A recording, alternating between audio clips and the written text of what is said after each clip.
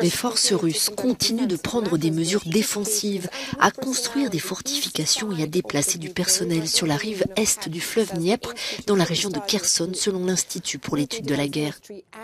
Le ministère britannique de la Défense ajoute que la pénurie de munitions de la Russie est probablement l'un des principaux facteurs qui limite actuellement le potentiel de Moscou à relancer des opérations offensives terrestres efficaces et à grande échelle.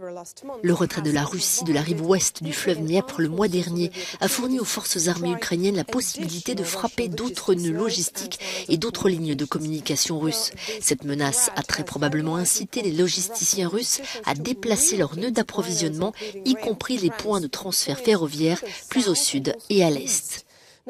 Jetons un coup d'œil en direction de la ligne Kherson-Zaporijjia, où les mouvements des troupes russes peuvent suggérer qu'elles ne peuvent pas défendre les zones critiques dans un contexte de multiplication des frappes ukrainiennes sur les forces et la logistique russe. L'état-major ukrainien signale que les forces russes se sont retirées ou sont en train de retirer des soldats des villes de Poloï, Mikhaïlivka et Ingernerne dans la région de Zaporijjia. Le retrait potentiel de Poloï est particulièrement notable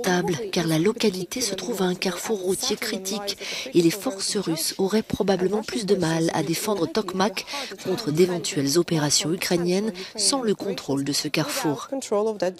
Le retrait d'une position critique peut suggérer que les forces russes ne peuvent pas défendre la totalité de la ligne de front dans la région de Zaporijjia et qu'elles établissent des priorités quant à l'endroit où concentrer leurs forces.